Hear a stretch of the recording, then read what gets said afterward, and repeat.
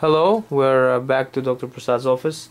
We're gonna discuss Bhakti Yoga, Jnana Yoga, and today is gonna be part 2 of the previous discussion. And back to Dr. Prasad. Okay, so we are continuing that path of knowledge, path of spiritual knowledge, or what we call path of metaphysical knowledge. It's not the knowledge of the knowledge of physics and chemistry and all that. It's the metaphysics, spirit, knowledge of the spirit. So in chapter 11, Lord says Arjuna was not going to fight, you see, because he says, I'm not going to kill my in-laws, my sons, my cousins, and my cousin brothers and all that, you see. So Lord says that you are not the doer. He says everything is run by the plan of the Lord. Everything is pre-planned. The war is going to happen, whether you like it or not. He says you are only an instrument. So in chapter 11, verse 33, Lord says that you are just an instrument. And all these people, due to their bad karma, they are supposed to die. And you are the one who is going to be the instrument. You see, Lord doesn't kill anybody. He chooses somebody. So he says you are chosen as an instrument.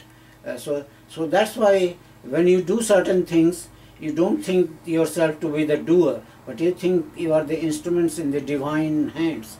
That doesn't mean that you go and shoot somebody and tell them, oh yeah, Lord wanted me to shoot, I'm just the instrument. No. How do you know that you are an instrument? Maybe, how do you know? You cannot justify your murder and everything by telling that you are just the instrument. You are not the instrument, but you have to think that you are the instrument, you see. Otherwise, you will be using this thing wrong. Misuse of the word instrument, you see. The instrument means that you have to be really God realized or surrender or something like you try to avoid the war and you could not avoid it. Then you think that maybe Lord wants this war, you see. Otherwise you can't say that you kill somebody and say, oh, I'm the instrument, you see. So 18 chapter verse 61, Lord says that I am sitting in the heart of everybody. Ishvara sarva bhutanam hirdeshe arjun tishtati. O Arjun, I am sitting, the power, the Lord, the God is sitting, the spirit, whatever you call it, is sitting each and every person, and He is watching you and He is letting you do your work. He is supplying you the power, but He does not interfere. Of course, because the God doesn't interfere, because God has given you the power of reasoning. So you have to decide that should you kill somebody and think that you are an instrument or not. See, because you have the intellect, you see. So that's why you become responsible, because you have to think right or wrong. And if you don't know what is right, what is wrong, then you ask somebody who knows, like ask your guru, ask the spiritual masters, ask your thing, before you do anything. And so that's the problem. It's very difficult to decide whether it is a God's will or it is your will, you see. The God's will means that you are the instrument, but it could be your will also. You want to kill somebody because you don't like it. So you have to be very careful and use your intellect. Use other people when you get into that kind of a situation. That's why we have question and answer, you see. So that's the path of instrumentality. In other words, when you are on a spiritual path, then you think that you are not doing thing, you are only doing God's work. But then it is a little tricky, you see. Becoming an instrument is a little tricky, and you have to use your intellect. So now the next one is surrender.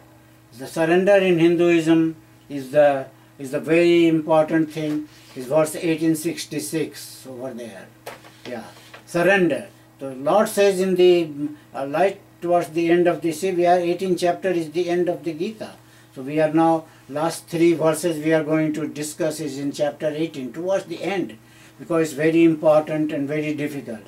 So surrender means you surrender your ego, you surrender your attachment, you see. Like whatever you do, you are doing it as a duty without any attachment. So surrender your ego and your attachment to the God. In other words, you think that ego means that you are the doer. You think that you are not the doer. You are just an instrument, and you don't get attached to the results of your whatever you are doing. So that's what means that that you think that you are doing the God's work as an instrument, and you are not the doer, and you are surrendering your ego, attachment, everything you.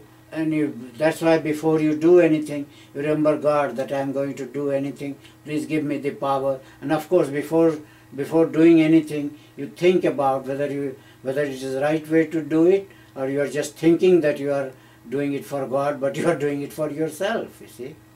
So that's the path of surrender.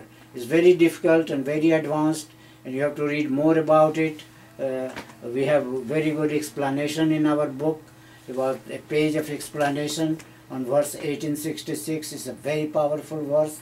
I cannot explain everything about surrender over here, but you can read in the book, in the internet.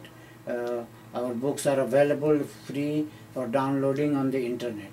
So path of surrender is a very important path also, and it's a very advanced path.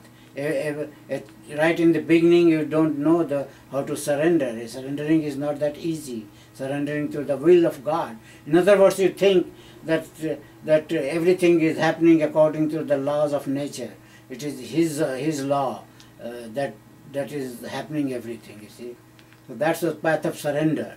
And then the last but one is the spreading of this knowledge, because it's the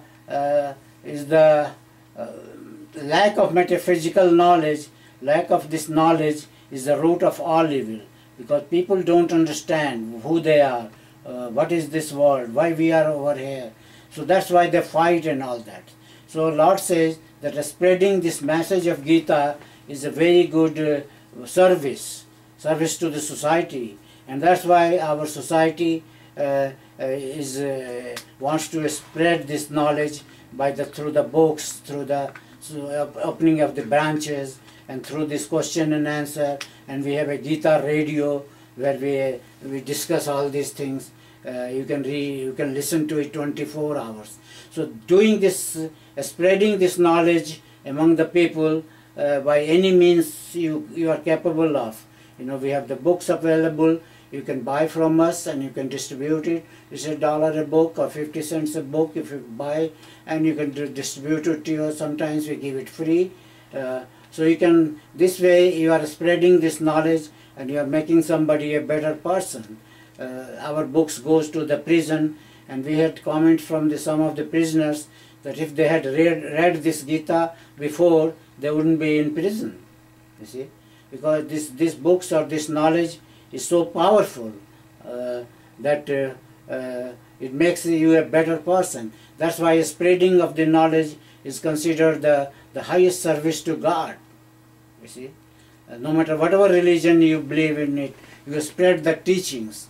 Every religion teaches good things, but we human beings kind of distort it and make war in the name of religion. No religion teaches to kill each other, you see, but they do it because of the. Are you okay?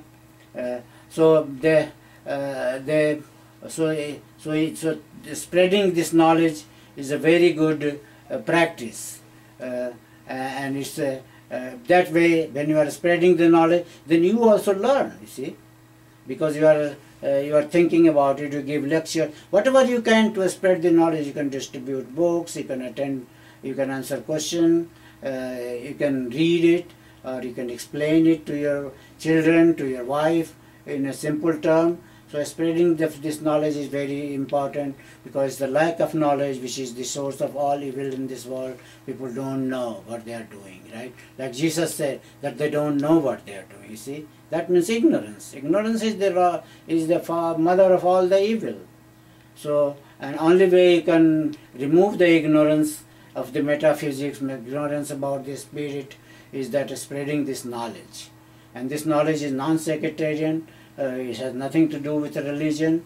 It's all about the spirit. The spirit has no religion. Religion causes conflicts, wars, but the spirituality unites everybody. It doesn't create conflicts, you see. So that's the spiritual knowledge, non-sectarian knowledge. And the last thing is that you have to know who you are. You are part and parcel of the God. Like we discussed it in the beginning, that in the chapter 7, that everything is part and parcel of the God. But what has happened, that we have forgotten that we are part and parcel of the God.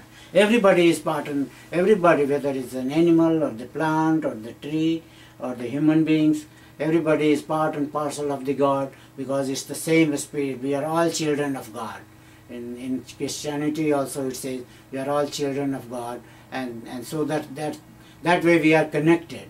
But what we have happened, that we have forgotten. We think that we are this body, we are this mind. I am Christian, I am white, I am black, I am Hindu, I am Muslim. You are not nothing. You are the part and parcel of the God. You are a spirit.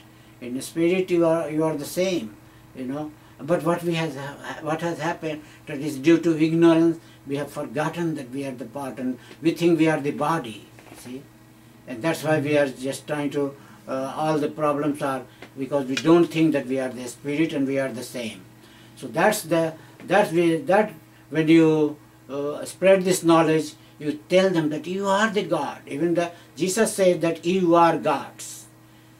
But we also say the same thing, but we have forgotten. And a spiritual knowledge reminds you. Thank you, Dr. Prasad. That was very informative. And again, whoever wants to learn more about Dr. Prasad's project and Gita Society in general could visit gita-society.com. And again, we're going to take a look at the Dr. Prasad's diagram here, just to make it clear in a retrospective. So the Dr. Prasad's created this diagram, and Dr. Prasad could explain a little bit more. So we're looking at... We will explain in the next session. We will explain that in the middle portion. See, we have explained only that. We were talking about the Jnana Yoga here, and then this is the Bhakti Yoga here, and then here's the Karma Yoga over here, and the middle portion we will explain in the next session. And all those paths, they all lead to the Nirvana. They all lead to the salvation, the goal.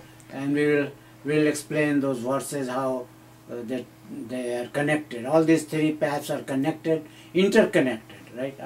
Right. Okay. So we will explain that middle portion of this diagram in our next session. Thank you. Yeah, bye. And that will be the end of this diagram. Okay, thank you.